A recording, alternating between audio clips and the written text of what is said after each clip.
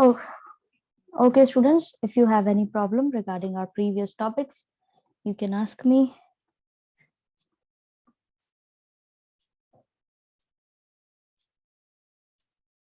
No, ma'am. Okay. Now, what about others? No problem. Okay. So, let's start aspirations and the goals of a society. अब क्या आकांक्षाएं हैं, क्या AIIMS है society के, उसको लेकर के यहाँ पे हम जानेंगे किस तरीके से ये इम्पोर्टेंट है, क्या डिसीजन वाली चीज जो है वो किसके हाथ में देनी चाहिए और कैसे डिसाइड करनी चाहिए, पावर्स और सेटिंग जो है वो किस तरीके से करी जाएंगी गवर्नमेंट की, वही सारी चीजें जो हैं थोड़े एलेबोरेटेड फॉर्म में हम पढ़ेंगे. Most of the older constitutions limited themselves largely to allocating decision-making power and setting some limits to the government power. अधिकतर जो पुराने संविधान रहे हैं, उन्होंने लिमिटेड किया था खुद को कि वो डिसीजन मेकिंग पावर और जो लिमिट्स है गवर्नमेंट की उससे, कि वो कैसे उनको बांटनी है और कैसे नहीं बांटनी है, उससे खुद को लिमिटेड कर लिया था. लेकिन but many 20th century constitution, लेकिन जो 20वीं शताब्दी के संविधान रहे हैं, of which the Indian Constitution is the finest example, जिनमें इंडियन कॉन्स्टिट्यूशन जो है वो एक सबसे अच्छा एग्जाम्पल है. Also provide an enabling framework for the government to do certain positive things to express the aspirations and the goals of the society. जो पहले के पुराने कॉन्स्टिट्यूशंस रहे हैं, उन्होंने इस चीज से अपने आप को थोड़ा दूरी बना रखी थी कि भाई कितनी बार सरकार को देनी चाहिए, कितनी नहीं देनी चाहिए, लिमिटेशंस कितनी लगानी चाहिए, इन सब चीजों से. ठीक है, लेकिन जो 20th सेंचुरी का संविधान आए हैं, उनमें भी जो हमारे देश का कॉन्स्टिट्यूशन है वो बहुत ही बेहतरीन एग्जाम्पल सेट करा है उसने. यहाँ पे जो फ्रेमवर्क सरकार को दिया गया है उसमें प्रॉपरली कुछ पॉजिटिव चीजें हैं जो हमारी सरकार ने करनी होती है, जैसे कि हमें यहाँ पर एक्सप्रेस करने होते हैं जो हमारी सोसाइटी को लेकर के जो हमारी आकांक्षाएं हैं या हमारे गोल्स हैं, उसको लेकर के पॉजिटिव चीजें करनी है इनको, यानी कि उनको आगे बढ़ाने के लिए सरकार को काम करना है. ठीक है. The Indian constitution was particularly innovative in this respect. अब जो हमारे देश का कॉन्स्टिट्यूशन है वो इस चीज को लेकर के काफी ज्यादा इनोवेटिव रहा है, इन्वेंशंस हुए हैं डिफरेंट, काफी एक्सप्रेसिव तरीके से. Societies with deep entrenched inequalities of various kinds will not only have to set limits on the power of government, they will also have to enable and empower the government to take positive measures to overcome forms of inequality or deprivation. अब समाज जिसके अंदर से बहुत समय से inequalities चली आ रही है अलग अलग तरीके से, ठीक है, उनको सिर्फ यही सेट नहीं करना है कि कितनी सरकार के पास में जो पावर्स है उसको लिमिटाइज नहीं करना है, उसके अलावा भी वो तो करनी ही है चीजें, उसके साथ में उनको इस तरीके से बाकी जो काम है उसके लिए भी सरकार को इतनी इनेबल करना होगा, इतनी उसको पार देनी होगी कि सरकार पॉजिटिव मेजर्स ले सके जिससे ये हमारे देश के अंदर जो इनइक्वालिटी फैली हुई है उसको वो रिमूव कर पाए. ठीक है. अब इसको आप ऐसे समझिए कि हमारी सरकार जो है उसमें प्रॉपर मेजर्स लिए हैं कि भाई यहाँ पे समाज के हर सेक्शन को इम्प्रूवमेंट मिले. अब जो चीज भेदभाव चला आ रहा था, ठीक है, डिस्क्रिमिनेशन चला आ रहा था, पहले कास्ट सिस्टम हुआ करता था, उसके बेसिस पे कि सो एंड सो कास्ट के लोगों को अलाउ नहीं था कि वो आगे नहीं बढ़ सकते, स्कूल ज्वाइन नहीं कर सकते, पढ़ाई नहीं कर सकते. उन सारी चीजों के लिए इन्होंने पॉजिटिव मेजर्स ये लिए हैं कि उन बच्चों को बढ़ावा दिया है, पहले तो उन सबको अलाउ किया है, देन उनको आगे जाकर के प्रॉपर रिजर्वेशंस दिए जा रहे हैं. ठीक है, जिसे कोटा बोलते हैं. उस चीज में उनको प्रॉपर सीट्स उनकी फिक्स्ड होती हैं कि इन सीट्स पर तो वही बच्चे आएंगे. तो इस तरीके से इनको इम्प्रूवमेंट लाने के लिए हमने हमारी सरकार को छूट भी दे रखी है. तो यही चीज जो है इंडियन कॉन्स्टिट्यूशन के अंदर बहुत ही अच्छी मानी गई है. इस पैराग्राफ के अंदर आपको कोई दिक्कत? No, ma'am. No, ma'am. No, ma'am. Okay. For example, India aspires to be a society that is free of caste discrimination. Example के तौर पर वही चीज जो मैंने अभी आपको बताई कि इंडिया हमेशा से ये आकांक्षा करता है कि यहाँ का जो समाज है वो कास्ट डिस्क्रिमिनेशन यानी कास्ट को लेकर के जो भी भेदभाव हुआ है, जाति भेदभाव, उससे बिल्कुल फ्री हो जाए.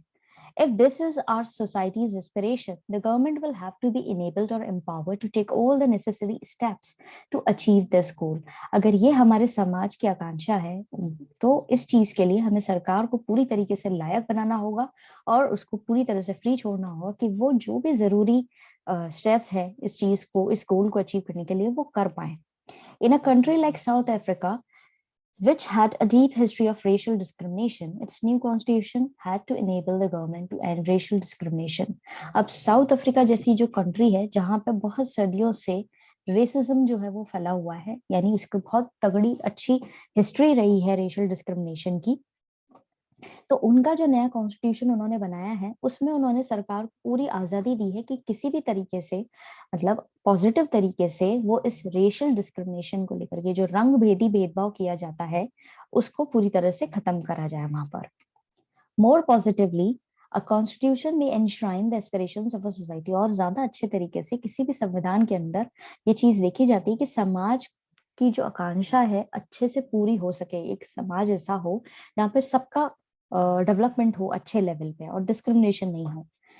The framers of Indian Constitution, for example, thought that each individual in society should have all that is necessary for them to lead a life of minimal dignity and social self-respect, minimum material well-being and education, etc.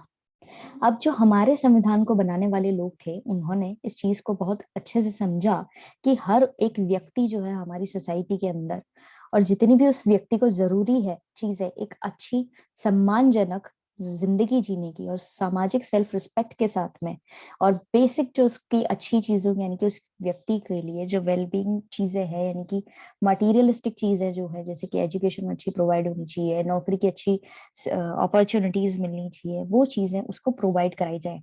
इस तरीके से हमें constitution बनाना है जिससे हर एक individual का भला हो सके और सारे ही लेवल को कवर अप करते हुए. ये इन लोगों ने सोचा था. The Indian Constitution enables the government to take positive welfare measures, some of which are legally enforceable. Indian Constitution जो है उसमें सरकार को इस लायक बनाया है कि वो पॉजिटिव मेजर्स ले सके अच्छे के लिए, भले उनको वो लीगली ही क्यों ना करवाने पड़े. As we go on studying the Indian Constitution, we shall find that such enabling provisions have the support of the preamble to our Constitution. अब इस तरह के जो जैसे कि हम कॉन्स्टिट्यूशन के बारे में आगे पढ़ेंगे तो हमें पता पड़ेगा कि किस तरह के प्रोविजंस लाए गए हैं, जो हमारा प्रीएम्बल है हमारे कॉन्स्टिट्यूशन का, जो हमारा इंट्रोडक्शन है हमारे कॉन्स्टिट्यूशन का, वो पूरी तरह उसको सपोर्ट करे. And these provisions are found in the section of fundamental rights, और यही सारी चीजें हम फंडामेंटल राइट्स के अंदर भी पढ़ेंगे. The directive principles The directive principles of state of policy also enjoin government to fulfill certain aspirations of the people. और यही चीज डायरेक्टिव प्रिंसिपल्स के अंदर जो है, जो पर्टिकुलर स्टेट पॉलिसी के अंदर आते हैं, वो भी सरकार को इस तरीके से ज्वाइन करती है कि सारे ही जो लोग हैं उनकी आकांक्षाएं या एस्पिरेशंस जो है उनको पूरी तरह फुलफिल किया जा सके, यानी कि पूरा किया जा सके. The fourth function of a constitution is to enable the government to fulfill the aspirations of a society and create conditions for a just society. चौथा जो फंक्शन है कॉन्स्टिट्यूशन का, वो लायक बनाता है सरकार को कि वो सोसाइटी के एस्पिरेशंस को फुलफिल करे और एक ऐसा एनवायरनमेंट करे जहां पे सब लोगों का विकास हो. इस पॉइंट में किसी को कोई दिक्कत?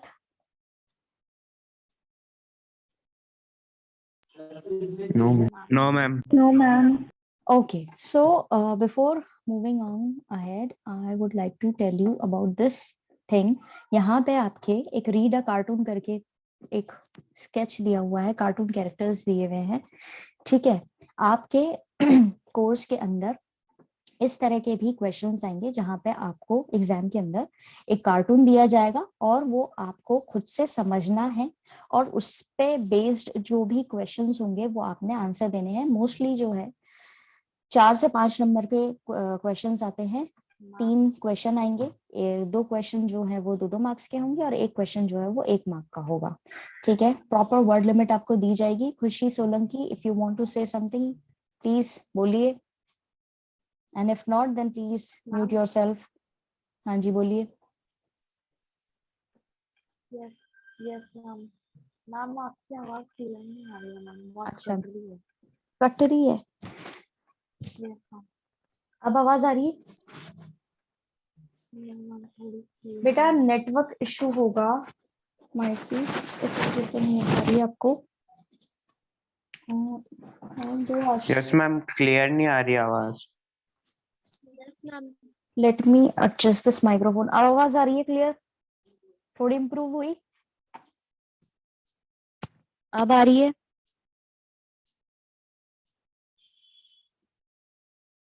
स्टूडेंट्स आवाज आ रही है? Yes ma'am yes ma'am. Yes ma'am okay, तो ये 4 दिसंबर 1949 को एक सीन को बताते हुए है, जहाँ पे बीच में आपको जवाहरलाल नेहरू का ये इस अटायर से पता पड़ रहा होगा कार्टून के कि ये किसको पोर्ट्रे कर रहा है, ठीक है। और बाकी लोग जो हैं वो अलग अलग उसमें हैं। कुछ लोग जो है यहाँ पे आपको दिख रहा होगा जनगण मन गा रहे हैं, और कुछ लोग जो है वंदे मातरम गा रहे हैं, ठीक है। तो इन दोनों के बीच में किस तरह का डिस्प्यूट चल रहा है, और ये कैसे इस चीज को मैनेज करने की कोशिश कर रहे हैं, कभी इनकी सुन रहे हैं कभी इनकी सुन रहे हैं, दोनों ही लोग जो है अपने अपने तरीके से चीजों को कर रहे हैं, ठीक है। तो इस तरह की चीजों को लेकर के अब क्या यहाँ पे ये चीज क्या दिखा रही है, ये बेसिकली ये दिखा रहा है कि अलग अलग जो एस्पिरेशंस या आकांक्षाएं हैं सोसाइटी की, उसको कैसे मैनेज करने की कोशिश कर रहे हैं। यहाँ पे नेहरू जो है वो बैलेंस लाने की कोशिश कर रहे हैं, जो डिफरेंट विजन्स और आइडियोलॉजीज है, अलग अलग विचारधारा और अलग अलग जो उनकी ओपिनियन है उसको लेकर के, और इसी पे बेस्ड आपसे क्वेश्चंस जो हैं वो एग्जाम में आएंगे। लेकिन जितने भी आपके क्वेश्चंस आएंगे वो आपके चैप्टर्स के बीच में जितने कार्टून दे रखे हैं, जो भी अभी हम चैप्टर्स पढ़ेंगे उनमें जितने भी कार्टून्स हैं उन्हीं में से ही आएंगे। आउट ऑफ दिस बुक कुछ भी नहीं आएगा, ठीक है। क्लियर है? समझ आया? Yes ma'am yes ma'am. Okay, अब आगे बढ़ते हैं। Ma'am yes. मैम इसमें ऐसा तो नहीं है ना कहीं, जैसे मतलब वो लोग वंदे मातरम का कुछ चाह रहे हैं, या फिर वो लोग हाँ, जवाहर सॉरी जन हाँ गण मन जर्गन, का। हाँ एग्जैक्टली उसी तरह से इम्प्लाई किया गया है यहाँ पे, कि उसी चीज को लेकर के यहाँ पे लोगों में वाद विवाद हो रहा है, और कुछ लोग जो है जनगण मन को सपोर्ट कर रहे हैं और कुछ लोग जो है वंदे मातरम को सपोर्ट कर रहे हैं। Okay ma'am. Okay. Enabling provisions of the constitution, अब ये पहले जो बॉक्स से रखा है उसको कंप्लीट कर लेते हैं। Constitutions are not only rules and regulations controlling the powers of the government. अब संविधान जो है वो सिर्फ इसलिए नहीं होते कि वहां पे रूल्स और रेगुलेशंस लगाए जाए जिससे सरकार की जितनी भी शक्तियां हैं, पावर्स हैं, उसको कंट्रोल किया जाए। They also give powers to the government for pursuing collective goods of the society. ये कुछ शक्तियां सरकार को देते भी हैं जिससे प्रॉपरली कलेक्टिवली समाज का भला हो सके। Constitution of South Africa assigns many responsibilities to the government. अब जो साउथ अफ्रीका का संविधान है उन्होंने काफी सारी जिम्मेदारियां सरकार को दे रखी हैं। It wants the government to take measures to promote conservation of nature, make efforts to protect persons or group subjected to unfair discrimination, and provides that the government must progressively ensure adequate housing to all, healthcare, etc. अब जो जिम्मेदारियां इन्होंने अपनी सरकार को दे रखी है उनमें पहली है कि भाई नेचर जो है उसको प्रॉपरली कंजर्व करके चलो, सेफ गार्ड करो, एफर्ट्स लगाओ कि हर व्यक्ति या हर ग्रुप जो है जिनको जिनके साथ में भेदभाव किया जा रहा है उससे उनको सेव करो, प्रोटेक्ट करो, प्रोवाइड कराओ सरकार। और हाँ, प्रॉपरली इतने प्रोग्रेसिव तरीके से सारे लोगों को हाउसिंग जो है वो प्रोवाइड कराओ, यानी कि कोई भी बेघर नहीं होना चाहिए, सबके घर सबके सर के ऊपर छत होनी चाहिए, हेल्थ केयर फैसिलिटी होनी चाहिए, खाना जो है वो प्रॉपरली होना चाहिए। इस तरह की बेसिक चीजें जो है वो भी सरकार को प्रोवाइड करानी है। साउथ अफ्रीका के कॉन्स्टिट्यूशन में ये सारी चीजें मेंशन्ड है। In the case of Indonesia also, the government is enjoined to establish and conduct national education system. Indonesia का जो कॉन्स्टिट्यूशन है वहाँ के केस में सरकार को प्रॉपरली आज़ादी दी हुई है उन्होंने कि वो प्रॉपर मैनेज कर सकें, स्टैब्लिश कर सकें और नेशनल एजुकेशन सिस्टम को कंडक्ट कर सकें, यानी पूरे देश भर का जो एजुकेशन सिस्टम है उसको प्रॉपरली मैनेज करें। Indonesian constitution ensures that the poor and the destitute children will be looked after by the government. यहाँ पे जो कॉन्स्टिट्यूशन है उसमें ये प्रॉपर एक मेजर दे रखा है कि जितने भी गरीब या बेसहारा बच्चे हैं, ठीक है, जिनके पास में कमी है किसी भी चीज की, उनका ख्याल सरकार रखेगी। इस बॉक्स के अंदर आपको कोई भी चीज समझ में नहीं आई है तो आप लोग अभी पूछ सकते हैं।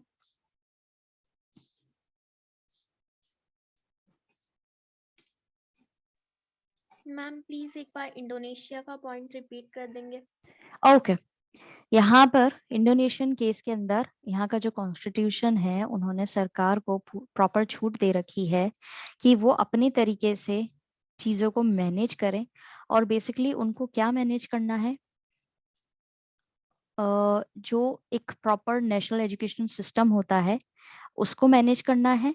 साथ ही साथ जो बेसहारा बच्चे होते हैं, ठीक है, जो बिल्कुल किसी पे कुछ जिनका कोई है नहीं करने के लिए, असहाय हैं, उन बच्चों का ख्याल रखना है। ठीक है, गरीब बच्चों का और उन बच्चों का ख्याल पूरी तरह से सरकार रखेगी। ये चीज यहाँ पे बोली गई है। Yes ma'am. ओके, अब है fundamental identity of people. Finally, and perhaps even most importantly, a constitution expresses the fundamental identity of people. अब सबसे एंड में और बाई चांस सबसे इम्पोर्टेंटली ये जो चीज है कॉन्स्टिट्यूशन, वो लोगों की आइडेंटिटी को बताता है कि वो उनकी पहचान क्या है। इसका मतलब ये है, this means the people as a collective entity come into being only through the basic constitution. यानी कि सारे लोग जो हैं इकट्ठे होकर के उनकी एक प्रॉपर पहचान होगी जो बेसिकली डिपेंड करेगी उनके कॉन्स्टिट्यूशन पे। It is by agreeing to a basic set of norms about how one should be governed and who should be governed, and that one forms of collective identity. यहाँ पे basically एक चीज पे सब लोग अग्री करते हैं, जैसे कि क्या सेट रहेगा हमारी रूल्स और रेगुलेशंस का, क्या किस तरीके से हम अपने आप को गवर्न करना चाहते हैं, और कौन हमें गवर्न करेगा, यानी हमें कौन रूल करेगा एक तरीके से हमारे ऊपर सेट रहेगा, और किस तरीके से हमारी कलेक्टिव आइडेंटिटी जो है वो देखी जाएगी। One has many sets of identities that exist prior to a constitution. किसी भी व्यक्ति की कई तरह की आइडेंटिटीज होती हैं कॉन्स्टिट्यूशन के लागू होने से पहले। But by agreeing to certain basic norms and principles, one constitutes one's basic political identity. लेकिन जब हम किसी पर्टिकुलर सेट ऑफ नॉर्म्स जो है उसको अग्री करते हैं और प्रिंसिपल्स को मानते हैं, तो हम हर एक व्यक्ति जो है उसकी एक पॉलिटिकल आइडेंटिटी हो जाती है। Second, constitutional norms are the overarching framework within which one pursues individual aspirations, goals and freedoms.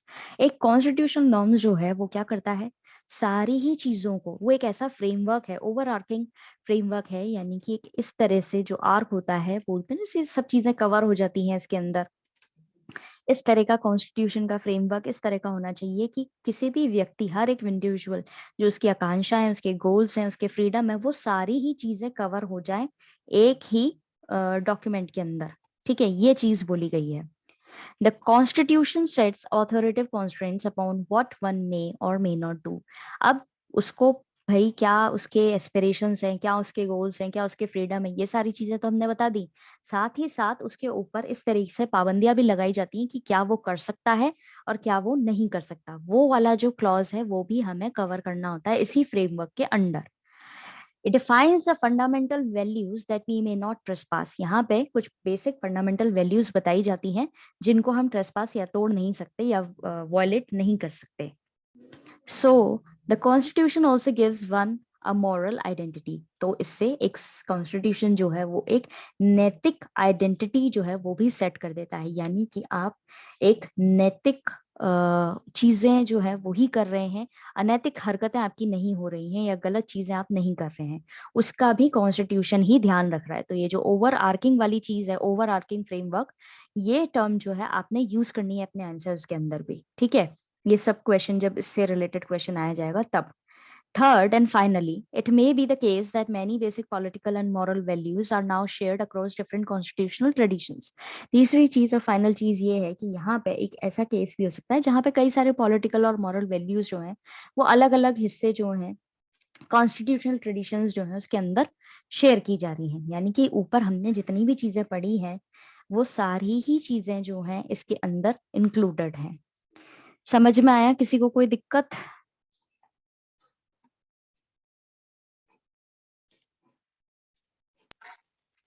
No.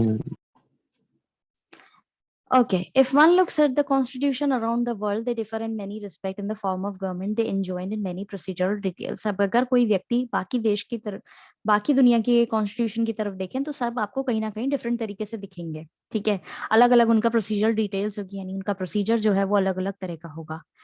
But they also share a good deal, लेकिन फिर भी वो एक अच्छी डील शेयर कर रहे हैं। Most modern constitutions create a form of government that is democratic in some respects and most claim to protect certain basic rights. अधिकतर मॉडर्न कॉन्स्टिट्यूशंस जो हैं वो एक ऐसी गवर्नमेंट जो है बना रहे हैं, डेमोक्रेटिक फॉर्म ऑफ गवर्नमेंट को अप्लाई कर रहे हैं, साथ ही साथ वो प्रोटेक्ट कर रहे हैं कुछ बेसिक राइट्स को भी। But constitutions are different in the way they embody conceptions of national identity. अब लेकिन कॉन्स्टिट्यूशन कैसे डिफरेंट हो जाते हैं कि उनका जो कॉन्सेप्शंस है, यानी उनके जो कॉन्सेप्ट्स हैं देश की आइडेंटिटी को लेकर के, तब वो थोड़े डिफर आपको दिखेंगे। Most nations are the amalgamation of a complex set of historical traditions. अधिकतर जितनी भी नेशंस हैं वो सब क्या है, मिक्सचर्स है। अमलगमेशन इज अ मिक्सचर है, वो अलग अलग कॉम्प्लेक्स चीजों का, हिस्टोरिकल ट्रेडिशंस का, और साथ साथ कई सारी डाइवर्सिटी भी आपको देखने को मिलेगी, ठीक है। They weave together the diverse groups that reside within the nation in different ways. अब वो अपने साथ में बुन करके चलते हैं, अलग अलग जितने भी ग्रुप्स उनको साथ में लेकर के चल रहे हैं किसी भी एक पर्टिकुलर नेशन के अंदर जो लोग हैं। फॉर एग्जाम्पल जर्मन आइडेंटिटी, यानी कि जर्मन आइडेंटिटी को कैसे जोड़ा जा रहा है, was constituted by being ethnically German, यानी कि जब आप जर्मन ट्रेडिशन को फॉलो कर रहे हैं, एक बेसिक हिस्ट्री शेयर कर रहे हैं, तो आप क्या कहलाएंगे, जर्मन आइडेंटिटी हो जाएगी आपकी। अब यहाँ का कॉन्स्टिट्यूशन जो है उस एक्सप्रेशन के साथ में चलता है, the constitution gave expression to this identity, ठीक है। The Indian constitution on the other hand does not make any ethnic identity a criterion for citizenship. लेकिन जो हमारे इंडिया का कॉन्स्टिट्यूशन है वो किसी भी एक पर्टिकुलर एथनिक आइडेंटिटी को लेके नहीं चलता कि भाई हिंदू है तो ये हमारे देश की आइडेंटिटी हो जाएगी, आइडेंटिटी पहचान हो जाएगी यहाँ की सिटीजनशिप की, यहाँ मतलब यहाँ पे हिंदू लोग रह रहे हैं तो वही इंडियन कहलाएंगे, वो वाली चीज नहीं होती, ठीक है। समझ में आया, किसी को कोई दिक्कत? No ma'am. No. Okay, No, ma'am. That's it for today. आज हम इतना ही करेंगे। Will continue this topic in our tomorrow's class. Now I am going to send you link for your next class, ठीक है।